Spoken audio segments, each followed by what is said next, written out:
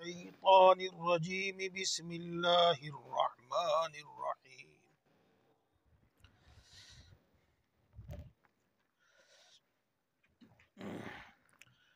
ألم تر إلى الذين أوتوا نصيبا من الكتاب يشترون الضلالة ويريدون أن تضلوا السبيل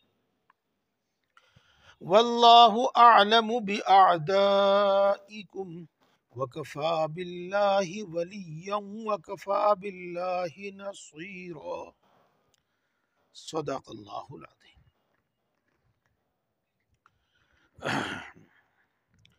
دوستو، آیت شریفہ کا مطلب تو آسان ہی ہے،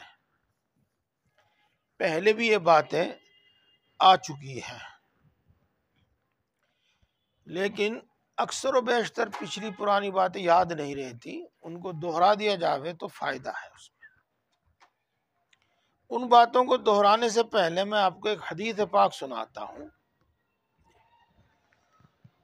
حضرت علی رضی اللہ تعالی عنہ ارشاد فرماتے ہیں کہ ایک مرتبہ رسول اللہ صلی اللہ علیہ وسلم نے ارشاد فرمایا کہ میرے بعد بڑے فتنے پیدا ہوں گے۔ فتنہ کے بہت سارے معنی آتے ہیں۔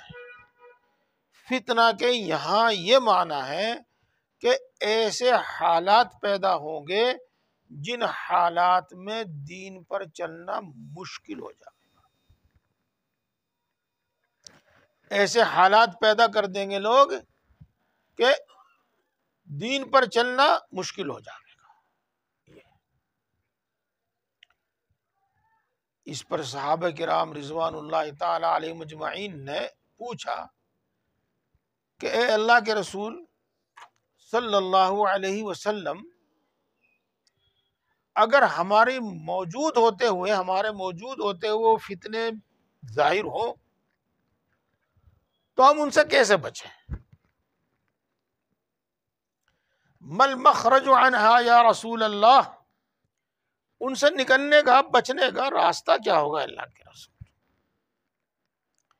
یوں تو آپ صلی اللہ علیہ وسلم کی وفات اور وصال سے ہی فتنے شروع ہو گئے تھے، جس طرح کے بھی تھے، لیکن ان کی شدت روز بروز بڑھتی چلی آ رہی ہے۔ اور یہ حدیث پاک پڑھ کر، یہ حدیث پاک سن کر مجھے تو دل سے ایک دم دعائیں نکلتی ہیں کہ اللہ کے رسول صلی اللہ علیہ وسلم نے ہمیں وقت سے پہلے آگاہ کیا، اب ہم ان فتنوں سے ڈرتے نہیں۔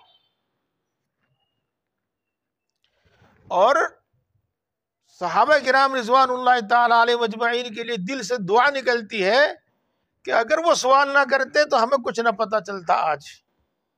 انہوں نے فوراً سوال کیا کہ اللہ کے رسول، ان فتنوں کو اگر ہم دیکھیں تو ان سے بچیں گے کیسے؟ بچنے کا راستہ کیا ہے؟ یہ تو آپ نے ارشاد فرمایا کتاب اللہ، ان سے بچنے کا راستہ ہے اللہ کی کتاب، یعنی قرآن پاک۔ اور خاص بات اس کے بعد جو آپ نے ارشاد فرمائی، اس کی وضاحت فرماتے ہوئے جو ارشاد فرمایا وہ یہ کہ اس قرآن پاک میں تم سے پہلے لوگوں کے بھی قصے ہیں، یعنی پہلی قوموں کے، پہلی امتوں کے، اور آنے والے بھی قصے ہیں، آنے والے حالات کا بھی اس میں ذکر ہے، اور موجودہ وقت میں جو کرنا چاہیے، جو حکم ہے، وہ بھی اس میں موجود ہے۔ یہ اس واسطے تاکہ ہم دل میں شک و شبہ پیدا نہ کریں، دل میں ہمارے کمزوری نہ آوے، ڈاما ڈول جس کو کہتے ہیں نا، ڈاما ڈول نہ ہو۔ اللہ تبارک و تعالیٰ نے پہلے لوگوں کے قصے اور رسول اللہ صلی اللہ علیہ وسلم کے زمانے میں جو فتین اور گمراہ قسم کے لوگ تھے ان کے حالات بیان فرمائے، اور ایسا محسوس ہوتا ہے جیسے کہ بالکل آج ہی ہماری ضرورت ہے۔ یہ اب آپ ترجمہ کرتے جائیے اور سنتے جائیے، اور میں انشاءاللہ ساتھ ساتھ وضاحت کرتا جاؤں گا۔ الم تر الی الذین اوتوا نصیبا من الکتاب یشترون الضلالہ، اے اللہ کے نبی صلی اللہ علیہ وسلم، آپ نے ان لوگوں کو دیکھا جن کو تورات کا علم دیا گیا اور اس کے باوجود انہوں نے گمراہی اختیار کر رکھی ہے۔ یشترون الضلالہ، گمراہی خرید لی ہے، گمراہی اختیار کر رکھی ہے۔ دیکھو دوستو، یہ لفظ قرآن پاک میں بار بار آتا ہے، اور جب ہم اس کا ترجمہ آسان الفاظ میں کر دیتے ہیں پھر تو سمجھ جاتے ہیں سبھی، لیکن اکثر و بیشتر طلباء اور علماء یہاں آ کر الجھ جاتے ہیں کہ خریدنے کا کیا مطلب، گمراہی خریدنے کا کیا مطلب۔ تو دیکھو، آپ کے بھی ذہن میں اگر یہ سوال آوے تو اس کا جواب ہے، اور نہ بھی آوے تو ہم نے یہ سوال آپ کے سامنے قائم کر کے اس کا جواب دینا ہے، چونکہ اس کے اندر ایک بڑا علم ہے۔ جب آدمی پر گمراہی کا راستہ اچھی طرح واضح ہو جاوے کہ یہ گمراہی ہے، اور اس کے ساتھ ساتھ اس کو ہدایت کا راستہ، صحیح راستہ بھی اچھی طرح واضح ہو جاوے کہ یہ صحیح راستہ ہے اور یہ ہدایت ہے، گمراہی کا علم بھی اس کو ہو گیا اور ہدایت کا علم بھی اس کو ہو گیا، غلطی کا علم بھی اس کو ہو گیا اور صحیح کا علم بھی اس کو ہو گیا، اب اس کے بعد وہ ان دونوں میں سے کس کو اختیار کرتا ہے؟ اپنے مفاد کے واسطے، کسی نفع کے واسطے، ان دونوں میں سے کس کو چنتا ہے وہ؟ تو جب حق واضح ہو جاوے اور اس کے باوجود بھی وہ گمراہی کو پسند کرے اور گمراہی پر قائم رہے، اس کو کہتے ہیں گمراہی خریدنا، حق کو چھوڑ کر گمراہی اختیار کرنا، گمراہی قبول کرنا، گمراہی منظور کرنا، یہ کہتا ہے۔ تو اس کے بعد اب آپ یہ سمجھ گئے ہوں گے کہ آیت شریفہ کا مطلب یہ ہے کہ علماء یہود، انہی کو تورات کا علم دیا گیا، اور تورات کا علم معمولی نہیں دیا گیا، نصیباً ایک بڑا حصہ ان کو علم کا دیا گیا، اور تورات کے علم کی بنا پر وہ حق اور باطل کو، ہدایت اور گمراہی کو اچھی طرح پہچانتے تھے۔ یہاں حق سے مراد کیا اور گمراہی سے مراد کیا؟ یہاں حق سے مراد یہ ہے کہ یہ شخص یعنی محمد صلی اللہ علیہ وسلم واقعی نبی ہیں، اور واقعی اللہ کے آخری نبی ہیں، اور واقعی یہ وہی نبی ہیں جن کی خبر تورات میں اور جن کی خبر انجیل میں موجود، بلکہ واقعی یہ وہ نبی ہیں جن کی نبوت پر ایمان لانے کے واسطے آدم علیہ السلام سے لے کر حضرت عیسیٰ علیہ السلام تک ہر نبی سے یہ عہد لیا گیا کہ اگر وہ تمہاری موجودگی میں دنیا میں بھیج دیے جاویں تو تم ان پر ایمان بھی لاؤ گے اور ان کی نصرت کرو گے، ان کی مدد کرو گے، ان کا ساتھ دو گے ان کے کاموں میں۔ تو یہ سب باتیں ان پر واضح ہو گئی تھی۔ دیکھو، قرآن پاک پہلی قوموں کے قصے بیان کرتا ہے، مثلا خود یہود کے، مثلا اس سے پہلے حضرت یوسف علیہ السلام کا، نوح کا، ہود کا، صالح کا، ان کے ذکر کرتے ہیں، ان کی کتابوں میں بھی یہ موجود ہے، ان کی کتابوں میں موجود ہے، لیکن چونکہ وہ واقعات انہوں نے بعد میں اٹکل سے لکھے ہیں، یادداشت سے لکھے ہیں، اپنی یادداشت سے، اور آپ جانتے ہیں کہ انسان کتنا بھی ذہین ہو، کتنا بھی اس کا حافظہ قوی ہو، وہ یادداشت میں کچھ نہ کچھ گڑبڑ، کچھ نہ کچھ کمی زیادتی ہو ہی جاتی ہے، اور ایک وقت وہ آتا ہے بڑھاپے کا جس میں تو وہ آدھی باتیں بھول جاتا ہے۔ تو قرآن پاک ان واقعات کو بالکل صحیح کر کے بیان کرتا ہے،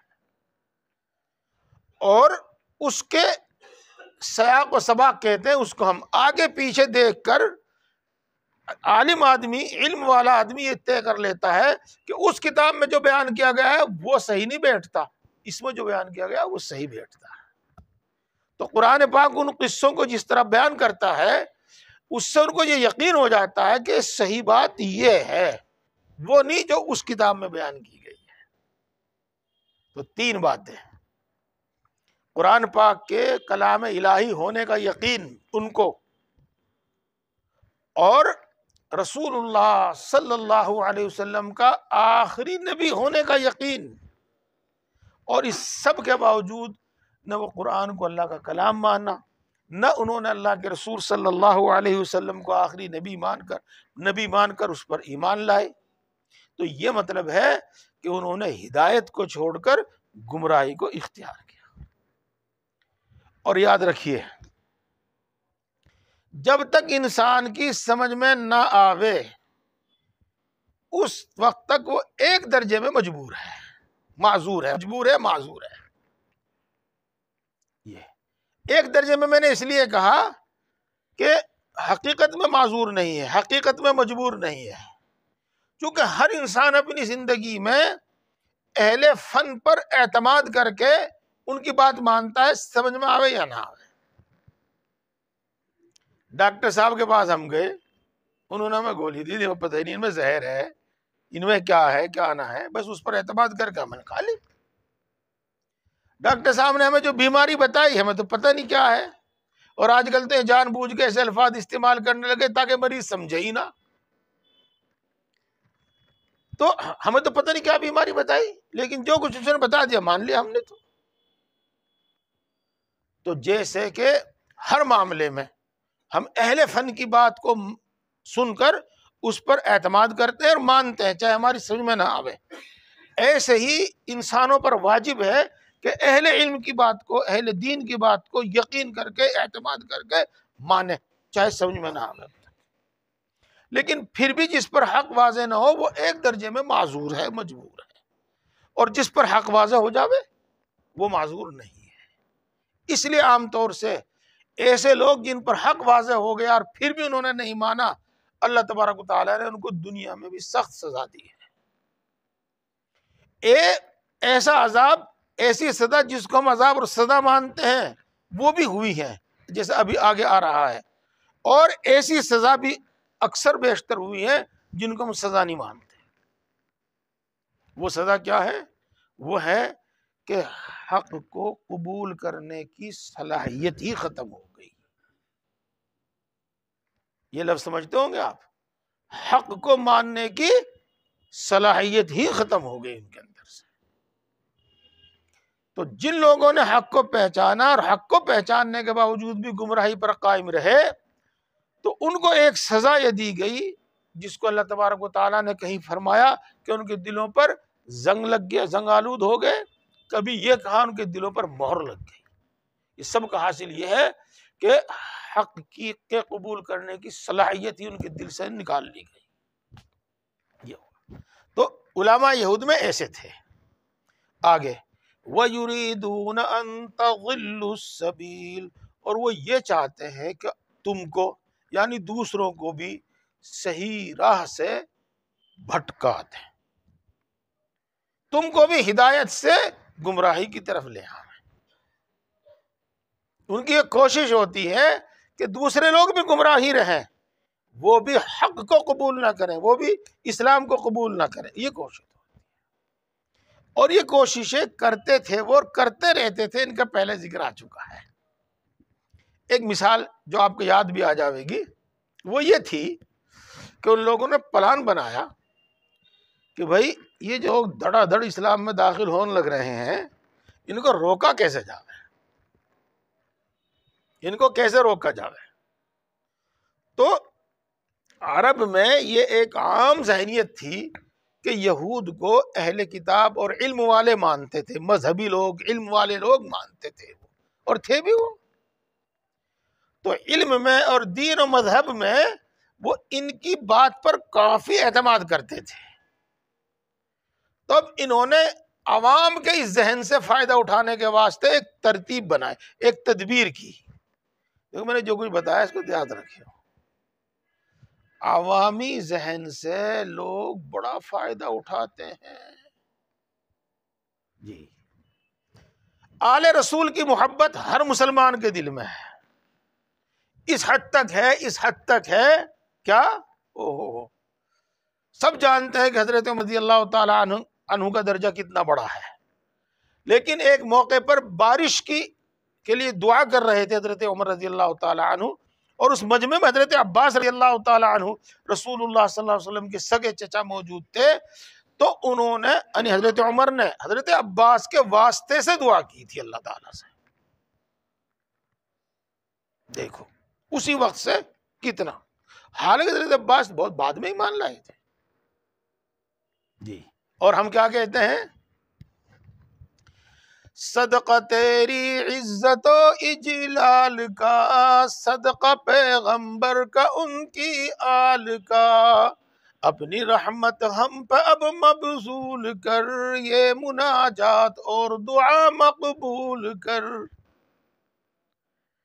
اللہ کے رسول صلی اللہ علیہ وسلم اور ان کی آل کا واسطہ دے کر اللہ سے کہتے ہیں کہ آپ ہماری دعا قبول کر لیجئے۔ بتاؤ اس سے بڑا احترام ان کا کیا ہوگا؟ تو ہم مسلمان ہو رہے ہیں۔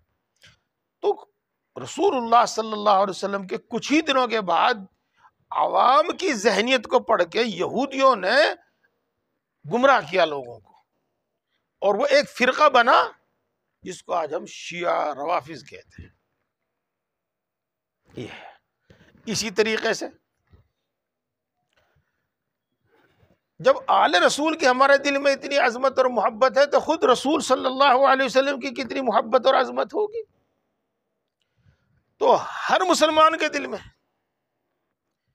بلکہ شرابی اور نامعلوم کیسے کیسے گناہوں میں مبتلا اس کے دل میں اللہ کے رسول صلی اللہ علیہ وسلم کی محبت ہر دل میں۔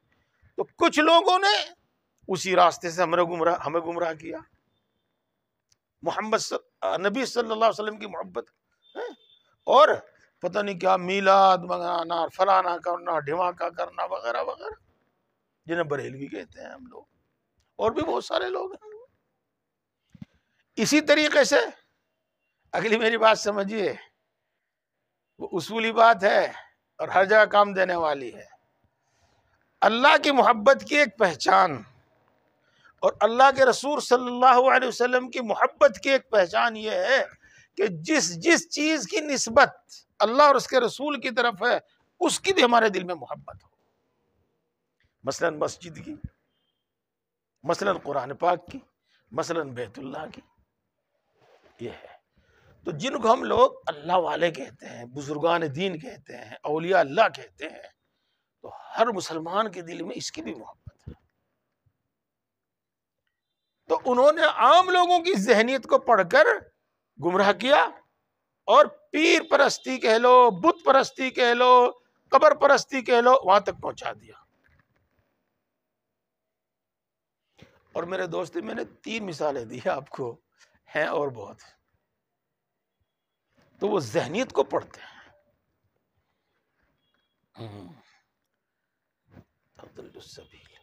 تو وہ ذہنیت یہ تھی کہ بھئی یہود اہل علم ہیں اور یہود دین والے لوگ ہیں، مذہبی لوگ ہیں، تو یہ تو جو کچھ کہیں گے صحیح کہیں گے۔ تو یہود نے اس ذہنیت کو پڑھ کے یہ کام کیا کہ وہ ایمان لے آئے اور کچھ دن ساتھ رہ کے پھر اسلام سے پھر گئے، اور یہ کہنا شروع کر دیا کہ بھئی ہم تو کچھ چیزوں کو دیکھ کر ایمان میں داخل ہو گئے تھے، ان کو ہم نے نبی مان لیا تھا، لیکن جب ہم قریب گئے دیکھو پھر ہمیں یہ نبی نہیں دکھائی دیے۔ جب ہم قریب گئے تو ہمیں معلوم ہوا کہ یہ اللہ کا کلام نہیں ہے جس کو یہ اللہ کا کلام کہتے ہیں۔ پڑھیے مول صاحب وہ آیت شریفہ، آمنوا وجہ النہار واکفروا آخرہ لعلہم یرجعون، یہ آ چکی آیت شریفہ کہ وجہ النہار، صبح کو اسلام قبول کر لو اور شام کو پھر اسلام سے پھر جاؤ، شاید کہ ہمارے دیکھا دیکھی یہ لوگ بھی واپس آ جائیں دین چھوڑ کر، یہ اور جو گئے وہ واپس آ جائیں، اور جو اس میں داخل ہونا چاہتے ہیں وہ رک جائیں۔ اس طریقے سے وہ دوسروں کو بھی گمراہ کرتے تھے۔ یہ پچھلی بات یاد دلا رہا ہوں میں آپ کو، جلدی سے یاد آ جائیں گی۔ آپ کو یاد ہے کہ رسول اللہ صلی اللہ علیہ وسلم جب مکہ مکرمہ چھوڑ کر مدینہ منورہ تشریف لائے تو آپ کو حکم ہوا کہ آپ بیت المقدس کی طرف منہ کر کے نماز پڑھیں، اور آپ نے 16 مہینے یا 17 مہینے یا 18 مہینے ادھر کو منہ کر کے نماز پڑھی۔ اس کے بعد پھر آپ کو حکم ہوا کہ آپ بیت اللہ کی طرف منہ کر کے نماز پڑھیں، قبلہ بدل گیا۔ تو اس کی وجہ سے جس کو آج کل ہمارے ہاں کہتے ہیں اتنا ببنڈر بجایا، اتنا ببنڈر مچایا، اور اس کو بہانہ بنا کر مسلمانوں کو دین سے پھیرنے کی کوشش کی، اور جو داخل ہونا چاہتے تھے ان کو روکنے کی کوشش کی۔ یہ دو مثالیں میں نے آپ کو بتا دی قرآن پاک کی، اور اس کے علاوہ بھی آپ کو یعرفونہ کما یعرفون ابناءہم، یہ اللہ کے رسول صلی اللہ علیہ وسلم کو اس طرح پہچانتے ہیں جس طریقے سے اپنے بیٹے کو پہچانتے ہیں۔ اپنے بیٹے کو دیکھ کر پھر یہ پوچھنے کی ضرورت نہیں پیش آتی کہ یہ کون ہے۔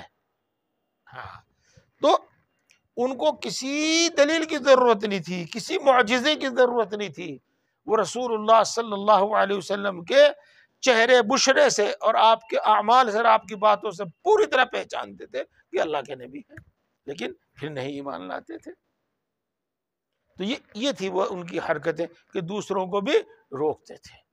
آپ کی جو صفات تورات میں بیان کی گئی ہیں ان کو الٹ کر بیان کرتے تھے، بالکل الٹا کر کے بیان کرتے تھے۔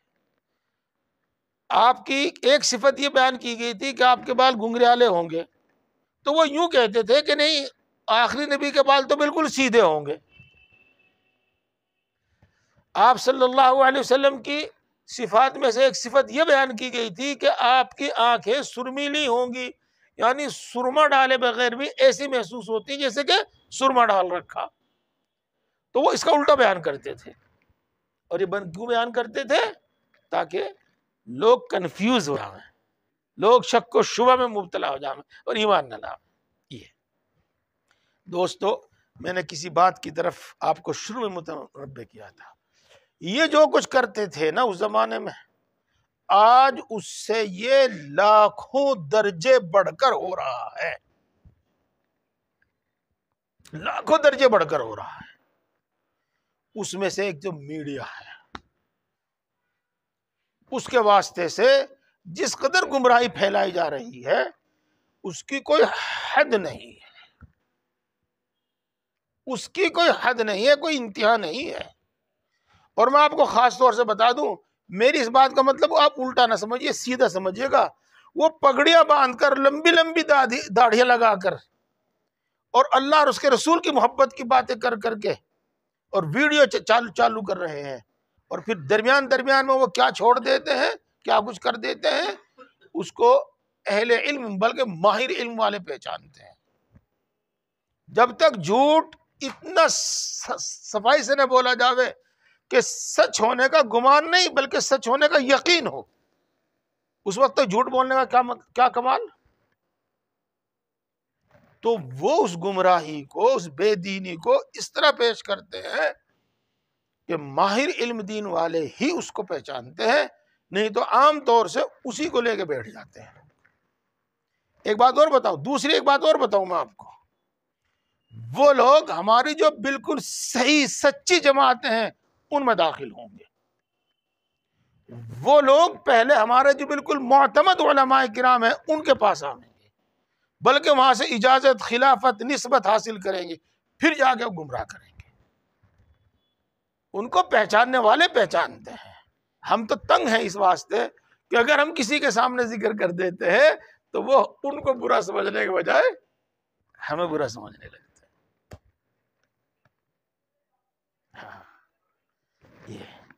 تو یہ لوگ اپنا کام چالو کریں، اور وہی لوگ ہیں وہ۔ مثال کے طور پر اردو میں تو ہم سنتے رہتے ہیں دہشت گرد۔ آج دہشت گرد بول کر کوئی مار دھاڑ کرنے والا شخص مراد نہیں لیا جاتا، آج دہشت گرد بول کر داڑھی ٹوپی والا مراد لیا جاتا ہے، مسلمان مراد لیا جاتا ہے۔ آج پتھر باز بول کر وہ آوارہ لڑکے نہیں مراد لیے جاتے، بلکہ پتھر باز بول کر مسلمان مراد لیے جاتے ہیں۔ یہ میں نے تر و تازہ مثالیں آپ کے سامنے دی، ورنہ ہم تو بہت اپنے بچپن سے سنتے آتے ہیں، رجعت پسند، انتہا پسند، دقیانوس۔ یہ مثالیں میں نے آپ کو اس لیے نہیں دی کہ ان کو سمجھانے کے واسطے بہت کچھ بتانا پڑے گا۔ تو اس طرح سے وہ ہمیں گمراہ کرتے ہیں۔ میرے دوستو، اس سے بچنے کا ایک ہی راستہ ہے، کیا؟ اچھی طرح سمجھ لو، اچھی طرح پرکھ لو، اور پھر کسی سچے آدمی کا دامن پکڑ لو۔ عوام تو عوام، علماء کو بھی اس کے بغیر اور کوئی دوسرا راستہ نہیں ہے۔ اب آگے چلتے ہیں۔ واللہ اعلم باعدائکم۔ دیکھو، یہ جو باتیں میں نے آپ کو بتائی ہیں، ان باتوں کو سن کر بہت سارے لوگوں کے دل میں فکر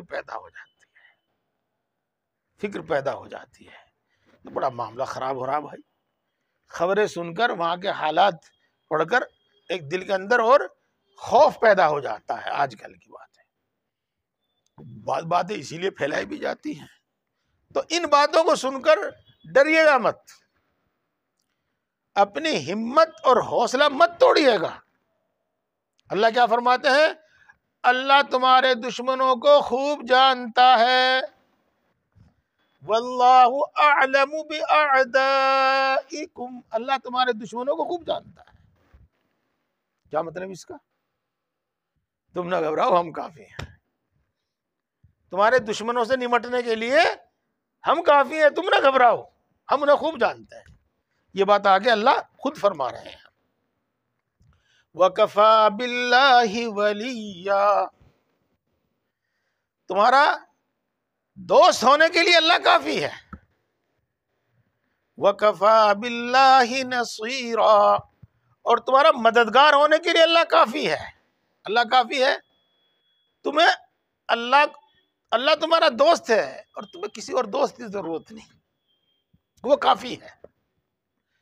اللہ تمہارا مددگار ہے اور وہ کافی ہے، تمہیں اور کسی کی مدد کی ضرورت نہیں۔ میں یہی مختصر طور پر ایک بات بتاؤں آپ کو، بات لمبی نہیں کرتا میں، چونکہ واضح ہو جاتا ہے پھر وہ تفسیر نہیں رہتی۔ سنیے، اللہ کی مدد اور نصرت اعمال سے آئے گی، اعمال سے، اعمال کو درست کرنے سے، محض دعاؤں سے نہیں آئے گی، یاد رکھنا۔ نہ اپنی دعا سے، نہ اہل اللہ کی دعا سے، نہ انفرادی دعا سے، نہ اجتماعی دعا سے۔ اور وظیفہ کا تو کوئی حیثیت ہی نہیں ہے، وظیفے تو وہ ہمارے اپنے ہیں۔ دعا جو منصوص ہے قرآن حدیث میں، اس کا ذکر ہے، اس سے بھی نہیں آئے گی۔ مدد آئے گی اللہ کی اعمال سے۔ جی گھبرائے تو نہیں آپ؟ حدیث پاک سن لو۔ اچھا دیکھو، رسول اللہ صلی اللہ علیہ وسلم سے پوچھا گیا کہ اے اللہ کے رسول صلی اللہ علیہ وسلم، کیا ہم اس وقت بھی برباد ہو سکتے ہیں، تباہ ہو سکتے ہیں جب ہم نیک لوگ موجود ہوں؟ کہ ہاں، جب برائی غالب آ جائے۔ یہ رسول اللہ صلی اللہ علیہ وسلم نے ارشاد فرمایا، اے لوگو، امر بالمعروف کرتے رہو۔ اس کا مطلب تو آپ سب سمجھتے ہی ہیں، بتانے کی ضرورت نہیں۔ اور نہی عن المنکر کرتے رہو۔ ایک وقت ایسا آئے گا کہ جب تم میں نیک لوگ موجود ہیں، جو تمہارے میں نیک لوگ موجود ہیں، وہ تمہارے لیے دعا کریں گے، تمہارے لیے اللہ کی نصرت مانگیں گے، لیکن ان کی دعا قبول نہیں ہوگی اور نصرت نہیں آئے گی۔ تو یہ ایک بڑی خرابی ہمارے ذہنوں میں پیدا ہو گئی کہ سمجھتے ہیں کہ سارے کام دعا سے ہو جائیں گے اور سارے کام وظیفوں سے ہو جائیں گے۔ دوستو، ایمان اور اعمال کے علاوہ اور کوئی راستہ نہیں ہے، یاد رکھ لو۔ اور اعمال کے لفظ سے اگر بات سمجھ میں نہ آوے تو ایمان اور تقوی کے بغیر اور کوئی دوسرا راستہ نہیں ہے۔ اللہ کی مدد اور حمایت اسی سے آئے گی۔ قرآن پاک میں کئی جگہ بات بتائی گئی ہے، ان اللہ مع الذین اتقوا والذین هم محسنون۔ وَإِن تَصْبِرُوا وَتَتَّقُوا وَيَأْتُوكُم مِّن فَوْرِهِمْ هَٰذَا يُمْدِدْكُمْ رَبُّكُم بِخَمْسَةِ آلَافٍ مِّنَ الْمَلَائِكَةِ مُسَوِّمِينَ۔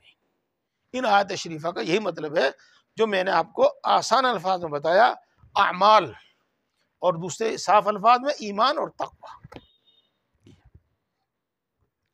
آگے ان لوگوں کی حرکتیں اور ہیں جو بیان کی جا رہی ہیں قرآن پاک میں، اور وہ آج بھی جاری ہے، کسی حد تک انشاءاللہ سمجھاؤں گا۔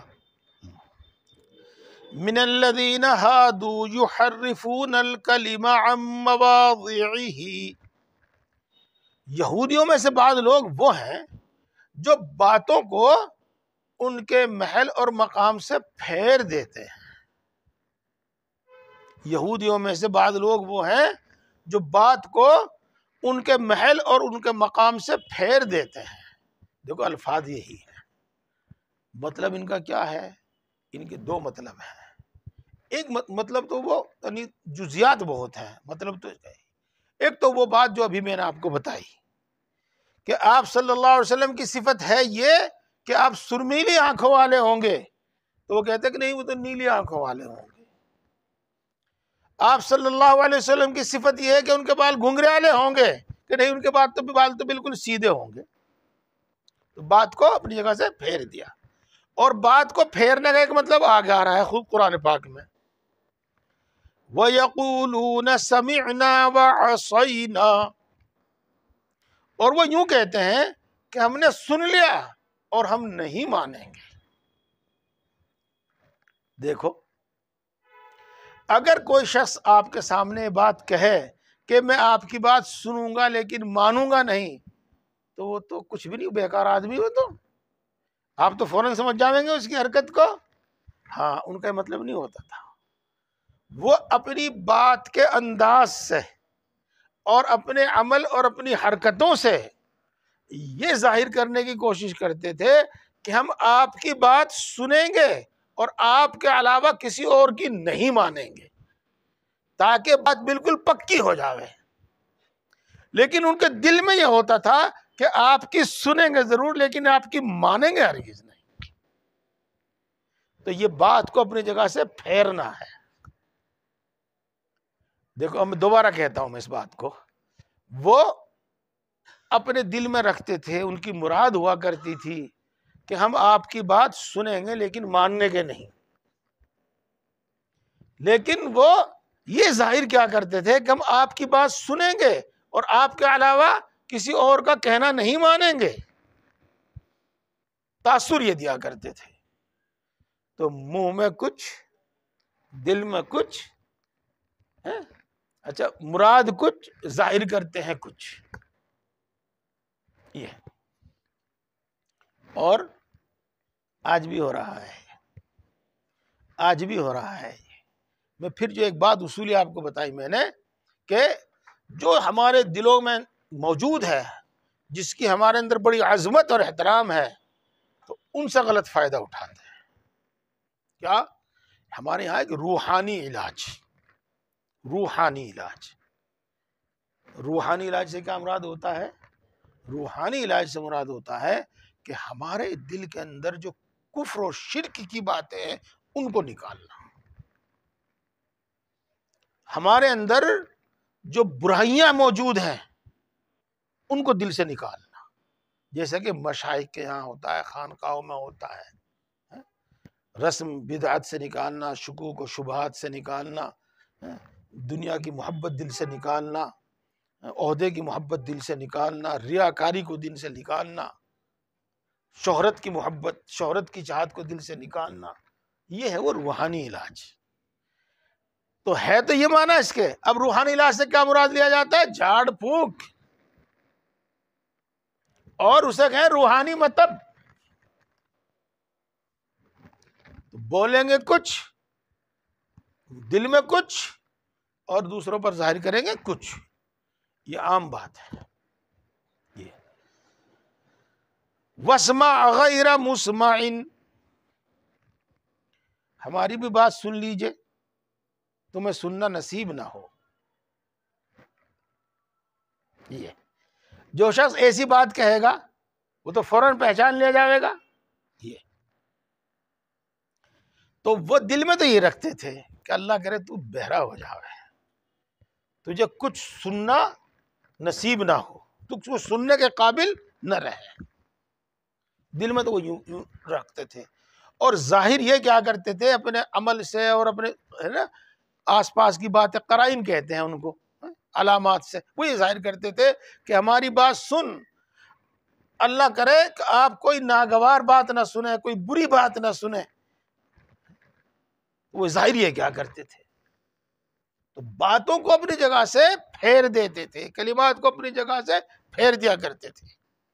یہ وراعینا, اس کا ترجمہ ہونے کا نہیں, اس کا مطلب بتایا جائے گا.